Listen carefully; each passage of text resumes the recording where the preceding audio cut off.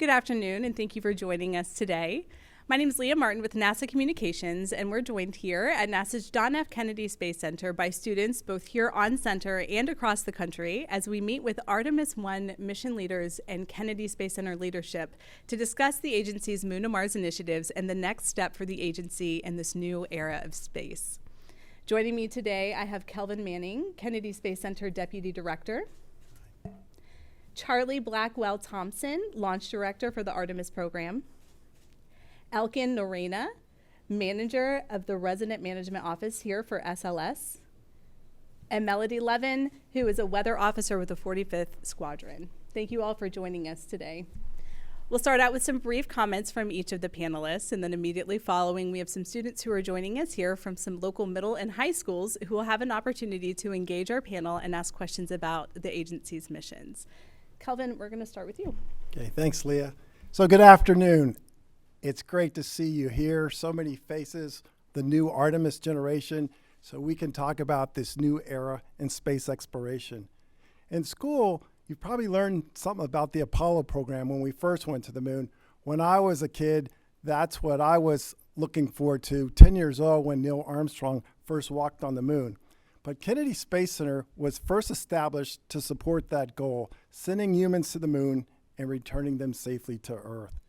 And that was 60 years ago, and we've done some incredible things since then here at Kennedy Space Center. Every single human that has left this planet has flown from right here at the Kennedy Space Center.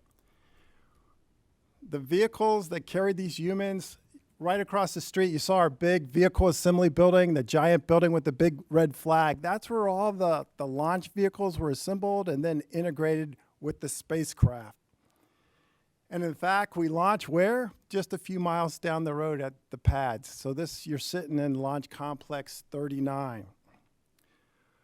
And when humans go to the moon again for the first time in over 50 years, where's it going to happen? Well, it's going to happen right here. And some things are the same and some things are new. Of course, the vehicle is going to leave the vehicle assembly building on the same massive crawler transporter. It carries the mobile launcher out to the pad. And then we'll launch from pad 39B, which we launched Apollo missions from 39B. And of course, the last Artemis mission launched from 39B. When I say Artemis, so that was the last big milestone we had here, November 16th, 2022. We made history when the Space Launch System carried the Orion spacecraft on this historic mission. A record 1.4 million mile journey around the moon and back. It splashed down in the Pacific Ocean. A retrieval ship called the USS Portland, a specially modified Navy ship, retrieved the spacecraft, brought it back to port outside of San Diego, and then we transported this spacecraft, just think about it, just flew around the moon for a 25-day mission, and then we trucked it across the country on a 13-day journey back here to the Kennedy Space Center, where we're getting ready for the next flight, which would be Artemis II, and Artemis 3 hardware. Artemis 2 and Artemis 3 flight hardware are here at the Kennedy Space Center. So we're getting ready for that next flight that will carry astronauts around the moon for that same type of mission that will eventually allow us to land the first woman and the first person of color on the lunar surface here in the next few years. So it's an exciting time, and it is very special for us to have students here at the Kennedy Space Center. I hope that you enjoy your day here, and I look forward to your questions. So thank you. Thank you, Kelvin. Charlie? Well, thank you for having me be on this panel today. It is great to be here in the auditorium. I've been here many, many times talking about space shuttle missions, talking about Artemis, but I can truthfully say that today is my first briefing to a press corps of the Artemis generation. So it is great to be here with you. And I'm going to talk a little bit about Artemis. I know Kelvin talked about Kennedy Space Center and how this is the launch point for humans going to low Earth orbit, humans going to deep space destinations like the moon, and maybe one day on to Mars. Artemis is actually named for the twin sister of Apollo in Greek mythology. And it is a program about returning our nation and returning humanity to the moon. It is about returning to stay. It is about returning to learn how to utilize in situ or resources that are available on the moon, and how to sustain life and how to use those for propulsion and other things so that you can one day go on to Mars. So it is an exciting program, and as Kelvin said, you are the generation that will determine where we go next and how we get there. So it's very exciting to me, and I can't wait when my time in this seat is done, and maybe one of you is sitting here to hear you talk about the places that you're going to visit and the things that you're going to do. With each NASA program and each undertaking that we have, like Artemis, it ushers in scientific discovery. You learn when you visit other places, right, beyond your home planet. There's technology advancements that come. There are jobs that come as a result of that, and all of that will happen with Artemis as well. Again, it is about that return to the moon, but it is about the return to the moon and then the next step. That's a little about Artemis. Now I want to zero in some on Artemis 1, because that's something that is really, really close to my heart and really not very far behind us, and a very special processing time for us here at Kennedy and for our Artemis team. And I'll talk a little bit about that. So a lot of folks think about launch, but I want to back up from launch and talk about what happens to get you ready for launch.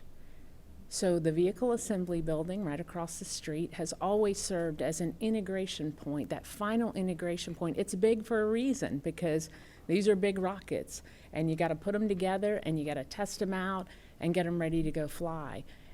The Apollo program, those rockets that took us to the moon, they were assembled. Their final assembly was done there. They were checked out. Same with the space shuttle. We did the final integration of the space shuttle to the external tank and the boosters in the vehicle assembly building. And likewise, we did the same for Artemis. The hardware comes here as elements, and it is integrated together as part of that integration. And when I say integration, we put it together. Sometimes that's bolting things together. Sometimes that's electrical mates. But this is big hardware, and it all comes together in the vehicle assembly building. We do what we call an interface verification test, which is testing out the connections between the different vehicle elements and the ground. We want to make sure that they work the way that they're supposed to together, and that we can communicate with them on the ground, that over in the Launch Control Center, that we can see that this hardware is healthy, that it's acting the way that it should, that it's functionally correct. So you do a very thorough checkout of it. And then when that is done, you prepare to roll out to the pad for launch. So our rollout for Artemis happened back in March. It's hard to believe that it's actually been that long ago. I'll never forget the day that Artemis 1 vehicle, and I hope many of you have either seen pictures of it or maybe you saw it on TV when it happened. But for me, that was a very special day. It meant that all of our testing to that point was complete, and we were ready for something called wet dress rehearsal. And wet dress rehearsal is a big test for us in Artemis. It was about tanking the vehicle, both with liquid hydrogen and liquid oxygen, the propellants that go into the core stage and into the upper stage. It was about ensuring that we could do that with our ground systems. It was about checking out our launch procedures, our work leading up to that, our timelines. It was training our team. There was a whole lot that went into that test known as wet dress rehearsal, and you can only perform that test at the pad. And so that was one of our last big checkouts before launch. And so we finished up our testing in the vehicle assembly building. We prepared to roll out.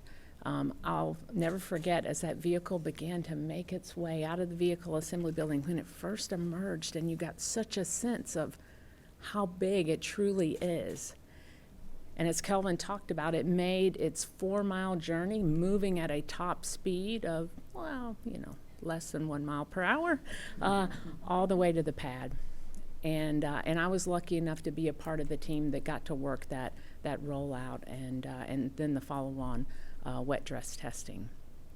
So we went through a wet dress campaign. It took us a couple of times to get through wet dress and get those operations done. Again, it was the first time, so that was expected that you would run into some problems to go solve, and we did. And we finished that test. We came back to the vehicle assembly building, and we finished up our final preparations for flight, and then we rolled out for launch. Now, most of you probably know that it took a couple of launch attempts. We had a few problems that we had to solve in launch attempt number 1 and number 2. But after some hurricane ops and a couple of launch attempts, on November 16th, early in the morning, our launch day had finally arrived. The vehicle she was ready to fly. And we were ready to let her.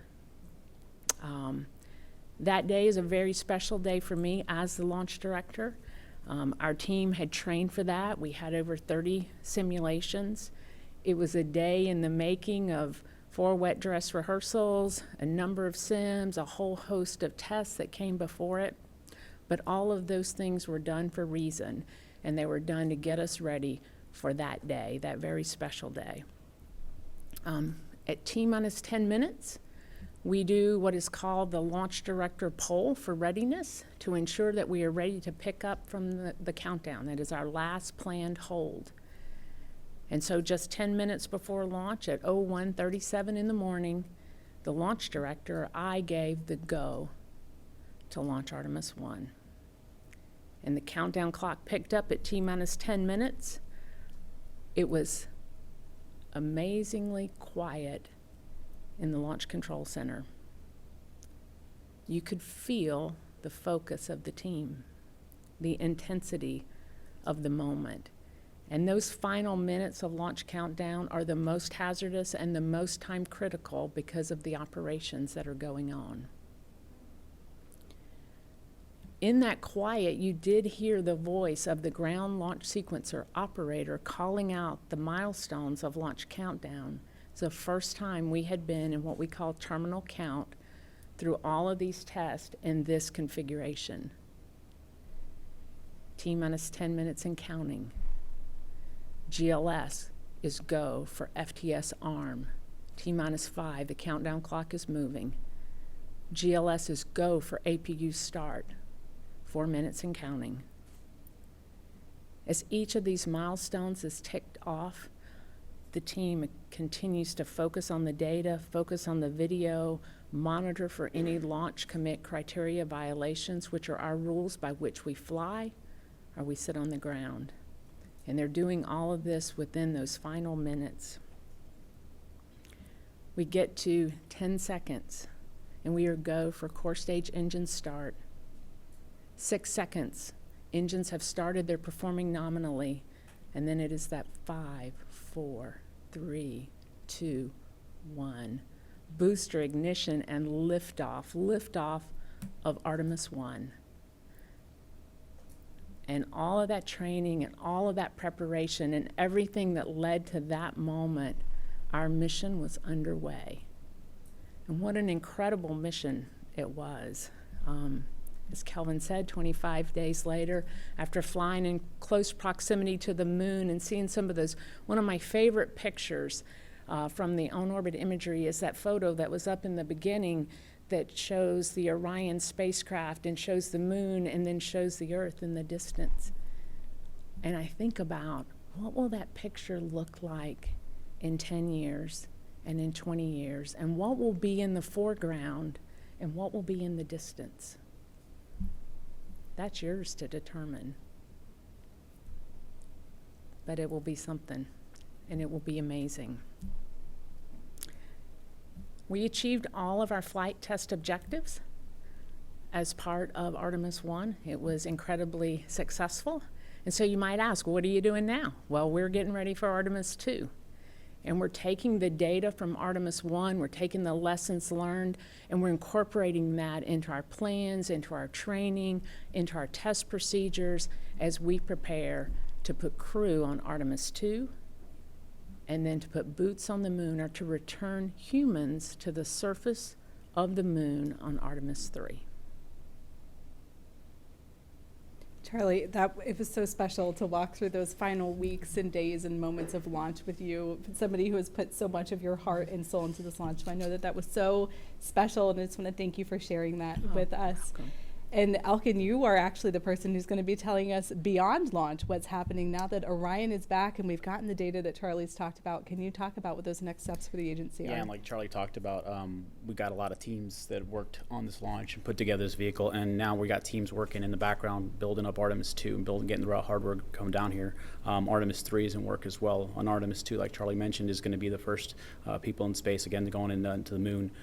On that vehicle. And Artemis 3, we're going to be ready, getting that hardware here pretty soon in the next couple of years to get that first boots on the moon that they talked about. All these components are across the country. We're building them up. They're getting ready to come down here. Like I said, Artemis 2 hardware is already, some of it's already here at Kennedy. We've got the booster segments that are coming down here pretty soon. We've got the engine section that's going to be coming down together with the core stage here pretty soon in the next couple months. And we've also are working on getting the upper stage already over here on the Cape side. It's already here as well. Artemis 3 hardware is going to be arriving in the next couple of years. It's already being built up at the factories. And the thing about Artemis that when we talk about teams, it's across the country. This is not just at Kennedy, not just in Alabama or Louisiana where our teams work at, but across the country. We've got companies and people and teams putting together this hardware and putting these pieces together and bringing it all down here and giving it to Charlie and the team to put together and have that magnificent launch that we saw in November. So it's a lot of wheels in motion that we've got going on, and I think it's now with the first launch coming off, it's exciting to see all this come together, and then we kick-started the Artemis generation to get us back to the moon. So. Thank you so much. And Melody, we heard Charlie talk a little bit about the weather. We had 2 hurricanes that actually impacted some attempted launch dates. And you are actually really knowledgeable. You actually work in weather. Can you talk to us a little bit about how we take weather considerations into account when we're looking at big launches and small launches, actually? Absolutely. So weather is a core component of pretty much anything, anytime we do anything outside here at the Kennedy Space Center and across the Space Force side of the Cape. So pretty much during the buildup of Artemis and the months prior, really starting at April, it might have been before then, Charlie and I were actually having a meeting every single morning, talking about the weather, just having a tag up every morning. So she pretty much always had a fresh forecast from us.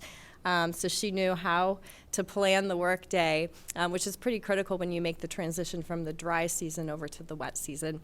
But it was a lot of work leading up to launch, so it felt so good to see that rocket fly away. I'm sure we all on the team felt the same way. So now I'm going to talk a little bit more specifically about what my role is as a launch weather officer, and we're actually going to start off with the video from Apollo 12. Hopefully we have audio with that. But I'll go ahead and start talking about it. Okay, I can see that it started. Ignition sequence start. 6, 5, 4, 3, 2, 1, 0. All engines running. Commit. Liftoff. Pete Conrad reports the York program is in. Tower clear.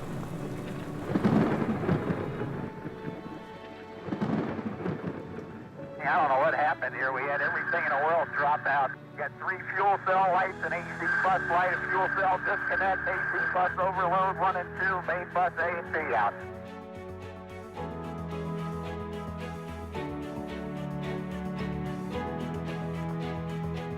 Apollo 12 Houston, try FCE to auxiliary, over. NCE to auxiliary. What the hell is that? FCE to auxiliary. Apollo 12 Houston, try to reset your fuel cells now. Okay, I have a good GDC, and Al has got the fuel cells back on, and we'll be working on our AC buses.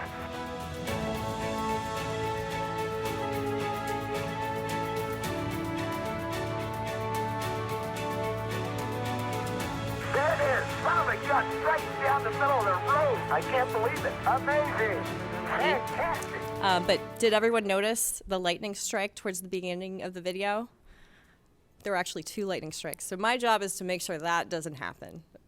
Make sure that doesn't happen to any rocket, but especially the Artemis rocket, right? So that was actually a triggered lightning strike. So now we're going to talk about the different types of lightning that we're trying to prevent with the Artemis program and any rocket that we're in charge of. So moving on to the next image, I'm going to show you basically 3 different states of the spectrum across basically when we're trying to launch a rocket. So on the first image, if you're able to see it on the left-hand side, it says an undisturbed field, so an undisturbed electric field. That's basically a beautiful, clear day. Rocket's not going to launch. So basically, it's just a pretty nominal day. Nothing is going on. There's no thunderstorms in the area. And also, we're not about to launch. The second slide is showing a disturbed state, and you'll notice the rocket is lifting off. So basically, even if it's a clear day, we're kind of disturbing the electric field as the rocket is launching off. So if you think about it, when we're launching a rocket, we're sending a charged rod up into the sky, and the rocket itself is somewhat connected to the ground from the exhaust plume.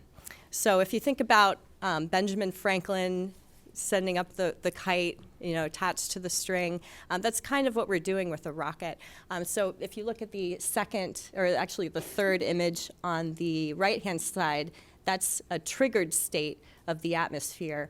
So basically, if we're sending the rocket up into the sky when the atmosphere is already a little bit triggered, we're triggering it more with the rockets flying into the sky. So a lot of our weather rules are built around what is a triggered atmosphere versus what is an untriggered atmosphere, what's safe and what's not safe for us to send a rocket into the sky. So we'll move on to another image, and I'm just going to show you some of our weather rules. These are 9 weather rules that apply to any rocket launch, and Artemis actually has 4 additional rules, not related to lightning, but 4 additional weather rules that I was in charge of ensuring that we didn't violate during launch. So you can see we've got various rules: smoke plume rule, cumulus cloud rule, surface electric field rule, thick cloud, disturbed, debris cloud, attached anvil cloud, detached anvil cloud, and the lightning rule. They're all highly complicated, okay? There's actually 27 parts, all compacted into 9 rules, and they're all highly mathematical. So one thing that's interesting about a meteorology degree is it's actually packed with a lot of math and a lot of physics. So it's something a lot of people don't realize, but that's kind of what's important for us to be able to accurately predict the future with how the weather's going to go. So moving on, so basically, aside from those launch criteria for lightning, Artemis had a liftoff winds rule, a solar weather rule, which is basically protons from the sun, flight through precipitation. Charlie wasn't too keen on flying through any rain. And also a temperature rule. There were restrictions of going less than 50 degrees and also above 95 degrees with the rocket. So all of those rules I was in charge of enforcing. We also have something called the good sense rule. Basically, we, as launch weather officers, have to be clear and convinced that we are not violating any rules at all, even if they're unwritten. So basically, if you see something, say something kind of a scenario, if we have a bad feeling about something, we have it on our authority to call a hold on that launch and not let it launch if something doesn't seem right.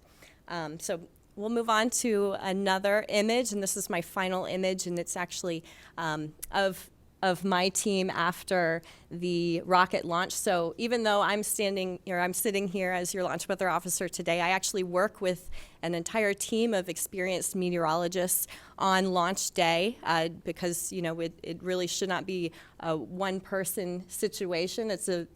If the weather's very rough and complicated, we've got to make sure that we truly are clear and convinced. So everyone here on this team was an integral part of making sure we were go for weather on November 16th. The previous launch attempts. We actually took this picture before we scrubbed, so we made sure that we didn't take the team picture until after it launched, and you can see by our very wide smiles how happy we were that it finally went off. I am holding astronaut Snoopy there. You're never too old for a stuffed animal, by the way, and as many of you know, Snoopy was the gravity indicator in the Artemis launch program, so it's kind of our little mascot as we were moving forward in the days leading up to launch. So I look forward to your questions. I'll go ahead and pass it back. Well, thank you all for sharing. I love that last picture that you showed, your team, because this really was a team effort, not just across our center, but across the agency and really across the world. We had several international partners who worked with us for this mission and will continue to do so as we go into Artemis 2 and 3. So it's a great way to end your segment there. In just a moment, we're going to be taking some questions from the students that we have here in the room, but really quickly, we'd like to show a video of the Artemis 1 launch for anybody who missed it, if we can see that. And here we go. 10. Hydrogen burn-off igniters initiated. 7, 6, 5. Core stage engine start. 3, 2, 1. Boosters in ignition. And liftoff of Artemis 1. We rise together back to the moon and beyond.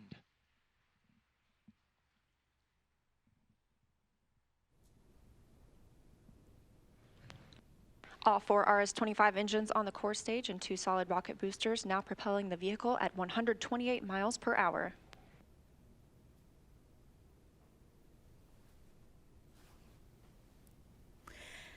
So watching that, you can also almost remember, you can feel the rumble just a little bit if you were there watching it in person. It takes you right back. So for the students here in the room today, we'd like to open up an opportunity for you to ask one of our panelists a question. If you have any questions about the Moon to Mars program, you can just raise your hand. We have somebody who will come over to see you. And who would like to ask the first question? I saw this hand right over here. What improvements were made to make the Artemis rocket the strongest ever? I didn't hear the last part. Could you repeat the question, please? What improvements were made to make the Artemis rocket the strongest ever? I'll take that question for pieces. So actually what we did, so a lot of the hardware that we used on Artemis is based off, Apollo and shuttle that we realized a lot of lessons. So with this program, we added, the boosters are similar to what we did for shuttle, but we added another segment to make it more powerful. The core stage is a lot wider and bigger tanks, so it can take us to deep space. And the engines are proven engines that we used in the shuttle program, and we know they could take us into a deep space format. So they've been tested fully again to be able to realize that deep space capability that we're putting on for Artemis 2, 3, and beyond. And an extra one, too. An And extra engine to boot. Thank you. The next question, if you wouldn't mind just saying your name and grade before you ask your question. For those who are joining us online and asking a question over the phone line, if you have a question you'd like to direct to our panelists, you can dial *1 to get into the queue. Good afternoon. I'm David Rodriguez from St. High School. I'm grade 12. And my question today is, what part will the privatized space industry play in the future of space exploration?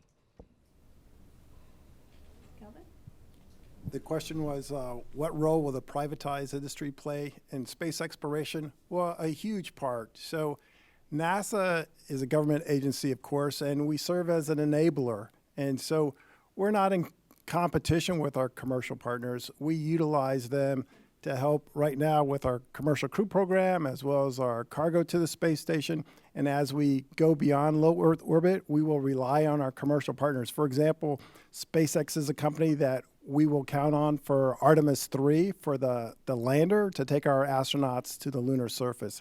So we'll rely on our commercial partners as well as our international partners, because it's a huge deal to go back to the moon and then to Mars. It's going to take a big effort. Thank you, Kelvin. Next question right over here, if you wouldn't mind just saying your name and grade. Hi, I'm Madison White. I am a junior at St. Cloud High School. And my question is, what type of technologies is NASA developing for the first lunar base? What kind of technologies is NASA developing for the first lunar base? Well, one is we're going to land at the south pole of the moon, and we're going to live off of the surface, live off of the land. There's an acronym ISRU for In Situ Resource Utilization. And what that is, it's living off the land. So we're going to try to mine the lunar regolith, so the lunar dust, the lunar rocks, to create water. And of course, water, one of the components of water is hydrogen, and we can use that for rocket fuel. And that's something that we're doing a lot of research on currently, among other things that I don't know if you guys want to comment on. Well, I think you covered the piece of the lunar surface. I would also offer that, you know, as you continue to explore and you continue to evolve these vehicles and spacecraft, technology plays a tremendous part in that. If you look at where we were with Apollo, if you look at how technology was involved with that, with just flying the mission and flying the vehicles, the communication systems, the amount of data that you get back, the way you communicate with the spacecraft while in orbit. There have been tremendous changes over the last 50 years, and as you continue to go beyond beyond your home planet to other deep space destinations, we'll see evolution in those things as well. Excellent. Thank you so much. We'll take a question right here, and then the next question we'll take right here just to line you guys up. My name is Brendan Johnson from St. Cloud High School, and I'm a junior. Just real quick, I really love how passionate you guys are with your job. Seeing the passion in your guys' voice and eyes was amazing. But for the question, based on your findings from the Artemis 1 mission and the information that you got, what do you guys foresee being the biggest challenge when it comes to Artemis 2 and possibly Artemis 3? I think for what we learned from the Artemis 1 mission, actually the vehicle performed pretty much like we expected. It was great. It was amazing. It was pretty much right on target. We're actually in the middle right now of learning more about how Orion did in space. So right now it's down south here in Kennedy. We're taking it apart and checking out how it did, and then that thermal environment coming through. So I think a lot of the pieces of that is getting that information back, because we tested it pretty hard to make sure that it met our requirements and it's going to meet the requirements when we put people into it. And you know, that's probably the key, is getting all that data and making sure that we got all ready for go for the next launch. Now, I would probably also add that, you know, the Artemis architecture is that with Artemis 1 is that was a test flight, and so you wanted to go test out the capabilities of the rocket. You wanted to test out the capabilities of Orion. You wanted to test out the capabilities of your ground system. You kind of wanted to look across all of your mission portfolio, if you will, and make sure that as we're looking at all the things it takes to go back to the moon and to put crew on the next flight, that everything worked as you expected. And if it didn't, then what are the things that we need to go change? As Elkin said, the vehicle flew incredible. All of the mission objectives met, but that doesn't mean that you don't still have lessons learned. Before I came over here, I was just talking to our launch NASA test director, who you probably have seen on some of the, as part of the Artemis countdown. And we were just talking about refining the launch countdown. You know, some of the things that we learned, those aren't great big changes, but again, it's, you know, you want to build on what you know works. And if there are things that you can do better, if there are procedures that you can refine, if there are timelines that could be better, if there are software changes in the way that, you know, this was our first launch. And so if there were things that we were looking at on the screen in front of us that we said, you know, this would be better. Some of them are small, like, you know, we're just going to rearrange this, because when you're trying to make this evaluation late in launch countdown, it makes more sense to, now that we've been in that environment. So if you think about, you know, maybe the first time, you know, you develop something or maybe utilized a piece of software and you say, wow, you know, this would be better if I could change this, and so we're doing all levels of lessons learned, right? You got the big ones, which are, did we meet our objectives? And the answer is yes. And then it's, how do we build upon that? And then there's the big piece of, we're going to put crew on the next mission. So there's going to be new systems on Artemis 2 that we didn't have on Artemis 1 that are very specific to crew on the Orion spacecraft. And there'll be things to go learn there with regard to, I'm putting my launch countdown hat on here, but with regard to, you know, strapping in the crew, doing the comm checks, making sure that everything in the crew module is closed out and ready to fly, and what do those timelines look like? Because recall that you have a launch window that's opening at a certain time, so you're trying to get all of that work done. For Artemis 1, we did that before launch countdown because we didn't have a crew, and so there'll be some changes, I'll say, across our test portfolio and even into launch that, we'll be incorporating. So that'll be a big change. But we'll also go do those things ahead of time, and we'll test them out to make sure that when launch day rolls around, it's not the first time that we're doing those things. Absolutely. For those friends who are joining us online who have a call-in question, you can dial *1 to get into the queue to ask a question. But our next question here in the classroom, I believe, is coming from over here. Hi, my name is Anaya Torres. I am a junior from St. Cloud High School. My question is, besides being an astronaut, what do you think is the most engaging job to have on NASA staff, more specifically Artemis? I could take that one. Well, you'll probably get, so let me start by saying I'm kind of not kidding, but one of the great things about our team, and there are many great things, is that as you talk to different people, they will all tell you, I have an amazing job. And that is what I love. Like Melody, I was listening to her talk about the weather, and she is one of my key teammates on launch day. And we start talking about the weather, as she said, weeks and months, every single day ahead of launch. But it's a team. And you could hear when she was talking about the weather, like, you can hear that passion, you can hear that, like, excitement, and that's across our team.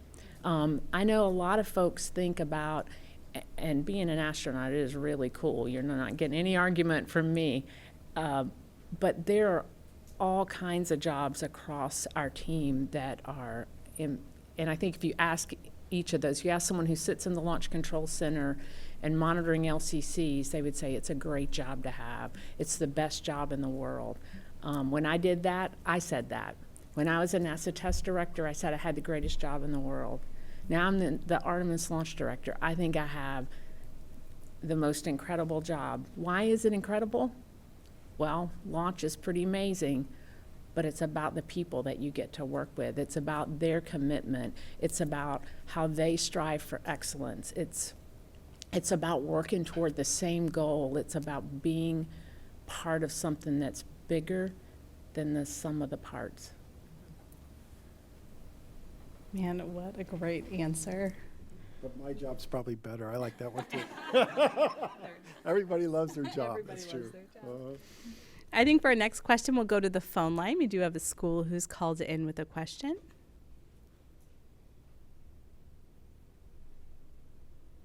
First question comes from Nusaiba Dandia. Your line is open.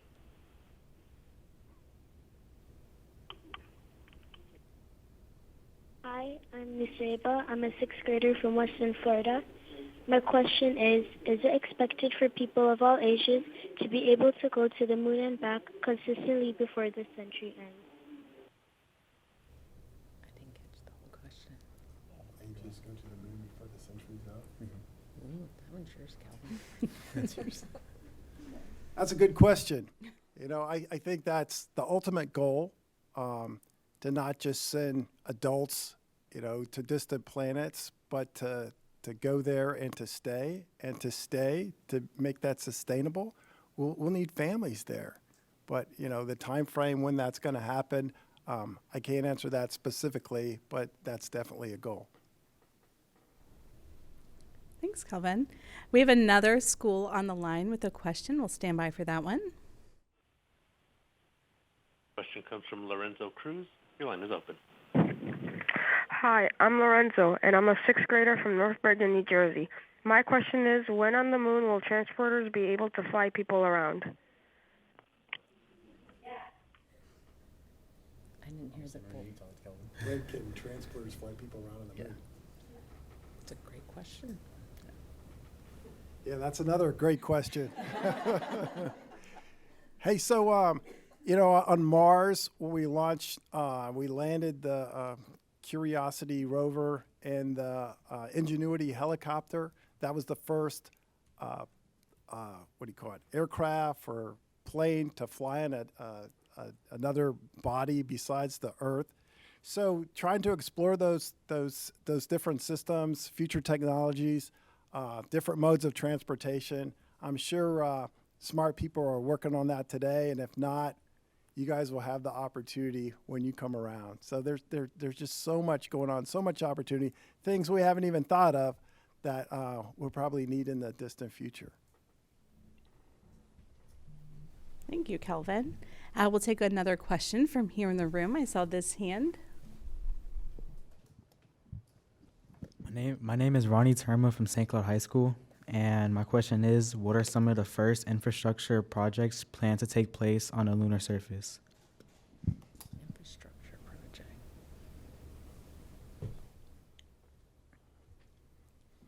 Everybody looks at me. So You have the best job in the world, that's why. here on Earth. But we are planning, okay, if I'm saying we want to go to the moon to stay, of course we're going to need habitats, right? Habitats to keep people alive. And what are those structures going to be made of? Those are some of the things that we have different commercial companies working on today, the different landers and habitats. Here at Kennedy Space Center, the technology that we use to process the rockets and everything it takes to launch one of these rockets, we'll need that same kind of ground infrastructure on the moon or Mars or wherever we go. So there are folks here working on, for example, landing pads. So when you land on the moon, you've seen the dust, the lunar regolith shoot off into the distance. Well, that has the potential to damage some of your supporting infrastructure. So what about a landing pad made up of bricks from the lunar surface? So folks are looking into all different kinds of things. Thank you. Hopefully that's helpful. That's helpful. Next on the line, we have Brewer Community School with a question. Question comes from Katie Miller. Your line is open. Hi, I am Jeremiah, a 5th grader from Brewer Community School in Maine. How do you use math and science in your work on the Artemis mission?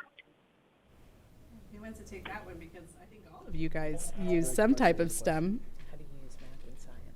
All over the place. Well, I mean, from my perspective, so I think that we all came from a different, field here as far as maybe in engineering and different pieces of technology. But math, we use it all over the place as far as on the vehicle. I mean, you crunch the data and how that relates to orbital or mechanics and trajectories you look at. In processing the vehicle on the ground, we look at, how the tolerances are on the vehicle, how that matters when you put the pieces together. So all that kind of relates to, when you're building something, you're going to have to add some math and science into it as far as how that comes together, all those pieces. And I would say that math and science are really important in the work that we do. A lot of folks that are part of our team, many of our teammates that are in the Launch Control Center and that are part of our processing team, putting the vehicle together, testing it out, come from an engineering background. Not all of them.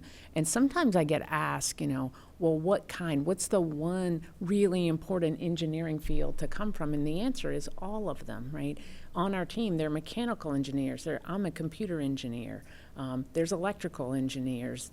You name it. And all of that really, the reason that engineering is prevalent in the team, well, one, there's a lot of engineering in these vehicles, but it gives you a really good skill set for troubleshooting problems and understanding kind of how the pieces logically fit together. And when you encounter a problem, how do you go fix it? And what's the mechanics? And you learn a lot of that as part of being an engineer. And so math and science is really important. It's used throughout our team. I think it touches just about everything that we do.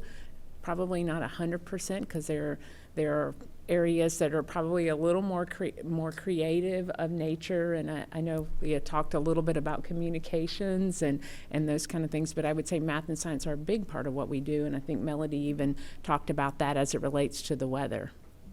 Yeah, I was going to mention that math and science and physics is part of the key reasons why we're able to predict the weather at all. We use the equations of motion, developed a long time ago, and it's really important for us to just be able to get a glimpse into how the weather is going to change in the week out, so that I can give give Charlie an idea of whether Hurricane Ian or Hurricane Nicole is going to target us and whether we need to take any actions on that. So, as I said in my brief, meteorology, a lot of people don't realize it is largely built on a mathematical field and a physics field, which obviously is inherently mathematical. So, every part of this team relies on math and science to make sure Artemis is successful. And many of our other missions as well, everything that we do. Yeah, absolutely. We have another question on the line through our NASA Connect student engagement. We'll go ahead and take that question now. In the week out, so that I can give Charlie an idea of whether Hurricane Ian or Hurricane Nicole is going to target us and whether we need to take any actions on that. Okay. As I said in my brief, meteorology, a lot of people don't realize. Cheryl Houlihan, your line is open. In physics, my name is Jonathan Pease. I'm a freshman at Amsterdam High School, and in physics, we learned that objects in motion stay in motion. That in space, there is an air resistance to slow things down. How did the Orion spacecraft get into orbit and not keep going into space?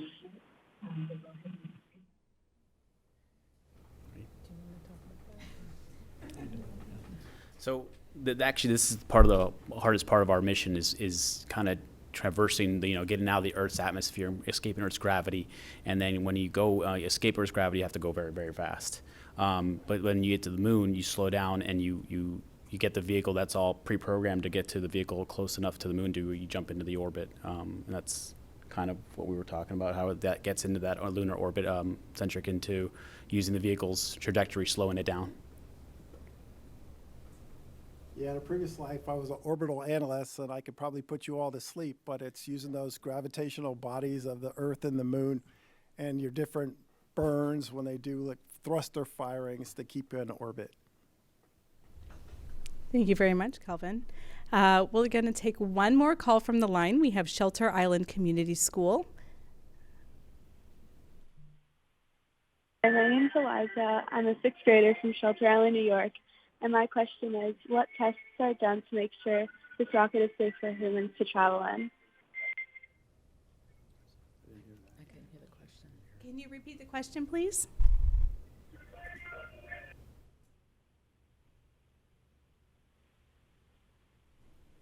I think the question that I heard was, how do we ensure it's safe for humans to travel in?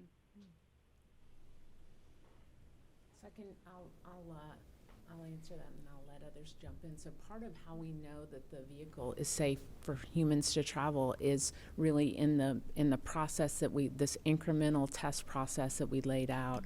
Artemis 1 was about testing out Orion, flying around the moon, making sure that at those increased velocities and coming back from deep space that the heat shield performed and would protect the crew the way that it is supposed to. And so the test objectives were specifically laid out for this mission to ensure that we had those capabilities nailed down before we got ready for Artemis 2. And then we'll have a set of tests that we'll do here on the ground, testing the functionality out of the Orion spacecraft, of the systems that will be added to it to support the crew. There'll be a suite of ground tests that'll go look at the systems that sustain the crew, that support the crew, and ensuring that we're ready to go fly crew on Artemis 2. Thank you, Charlie. I think we have time for one more question from here in the room. We'll do two. So we'll do you, and then you'll be our follow-up, our final question of the day, okay? Hi, my name is Cole Selleck.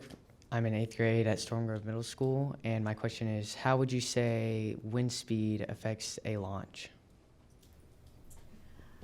So wind speed, are you talking about the surface or in the upper atmosphere or all of the above? Okay. All right. So I can tell you at the surface, Artemis specifically had some wind constraints. I can't speak to why, that's an engineering question, but I know their wind constraints were somewhere between 30 to 40 knots at the surface. In the upper levels of the atmosphere, generally speaking, as we climb in height, we tend to have higher wind speeds aloft. It kind of depends on where exactly the jet stream is. So in the summer or in the warmer months, that jet stream tends to be located far, far north of us, so it's not really a concern. When we get into the winter months or the dry season, we tend to have that jet stream closer to the state of Florida, which is why we tend to have cooler weather during that time frame, right? So sometimes that jet stream can produce 100 knots or so aloft, meaning in the upper levels of the atmosphere. And from an engineering perspective, that can be a bit of a challenge to the team. Again, I'm not the engineer, so I can't explain why, but I know sometimes that's kind of troublesome.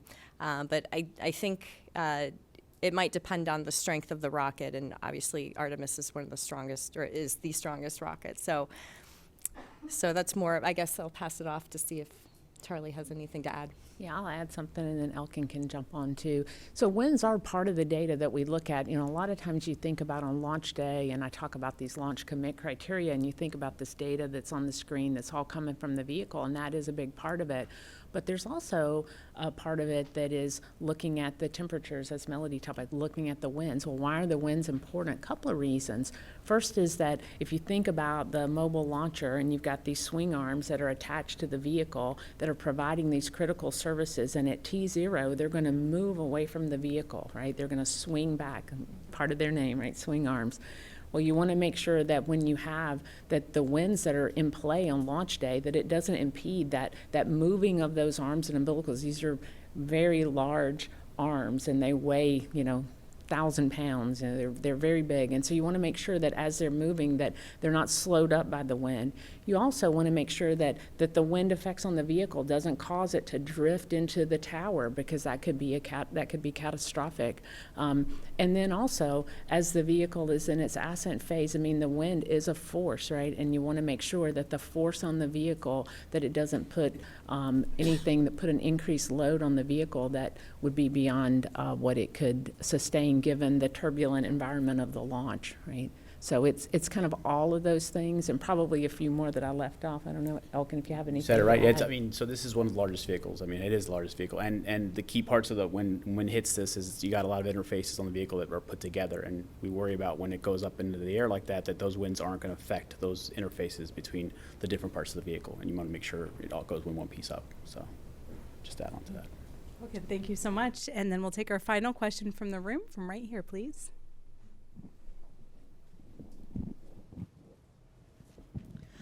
Hi, my name's Madeline Magoo. I'm in 8th grade from Storm Grove Middle School.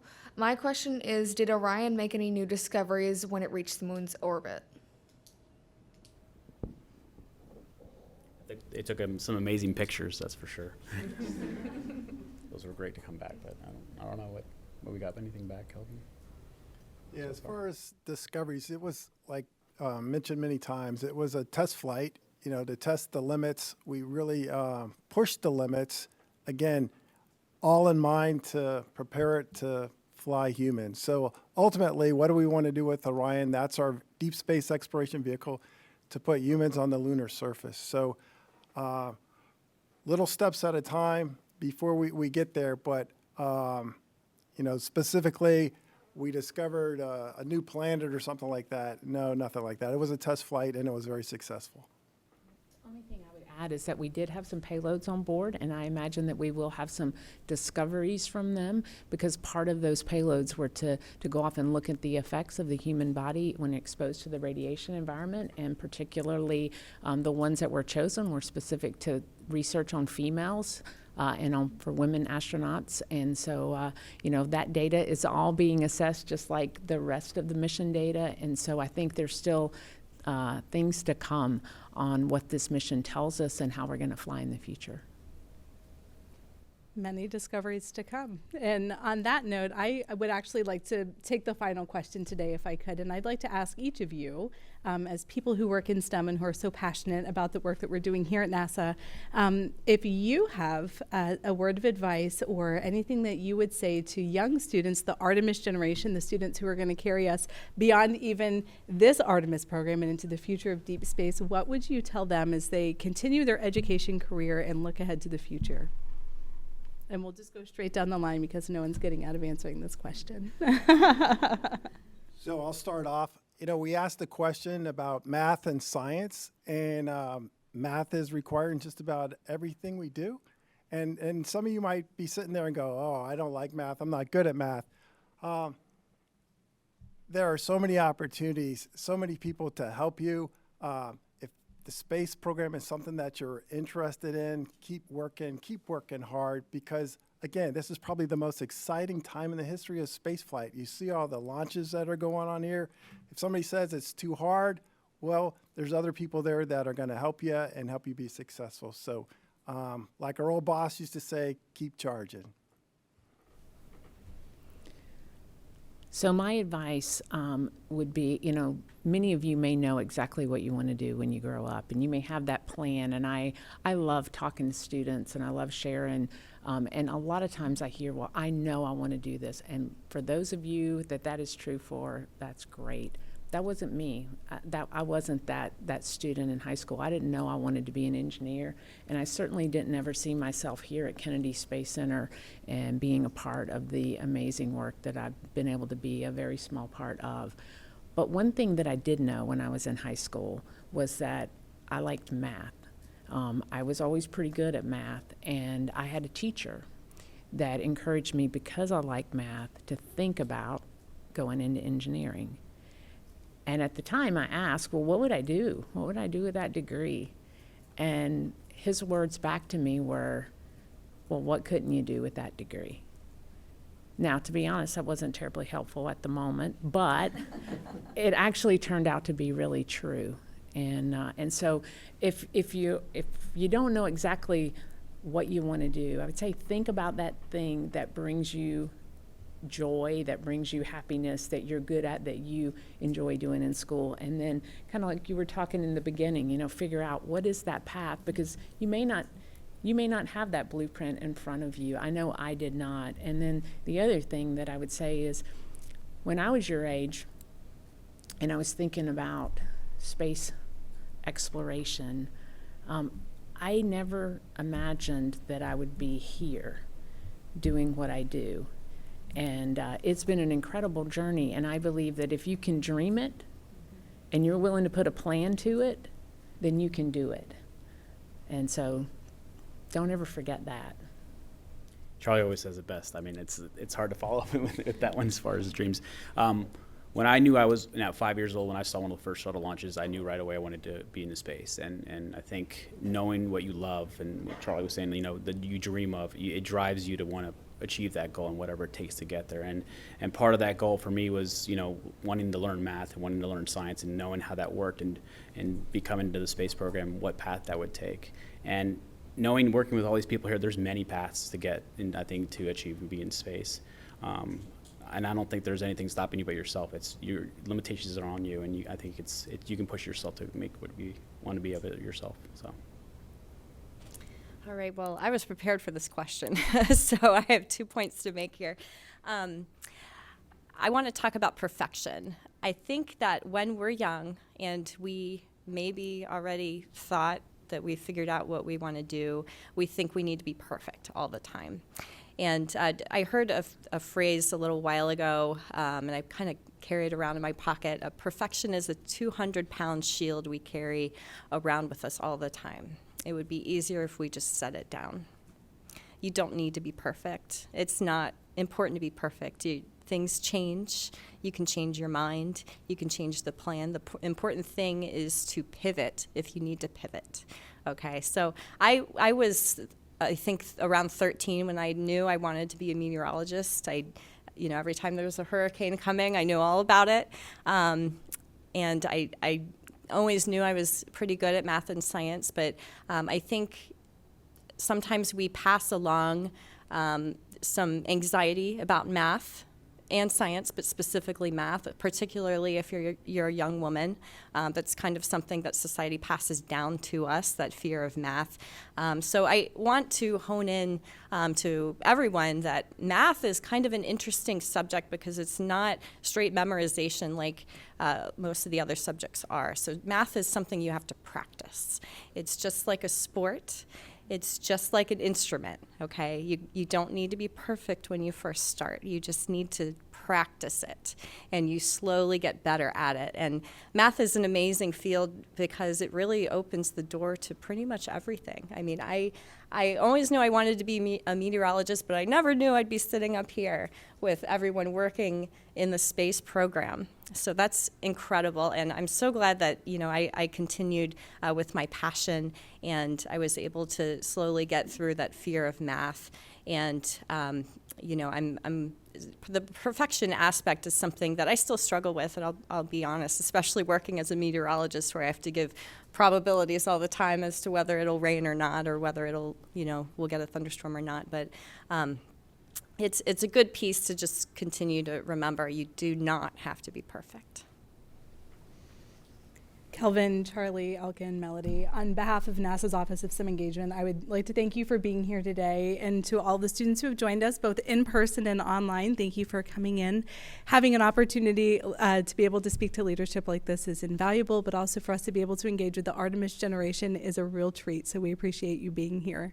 For those of us who have joined online who would like more information on the Office of STEM Engagement or NASA Connects, which is a community of practice that's run for educators through the NASA's Next Gen STEM project, we'd encourage you to visit our website at nasa.gov/STEM for more information, educator resources, and opportunities for not only internships, but also other engagement opportunities with NASA. Thanks so much for joining us today, and we are going.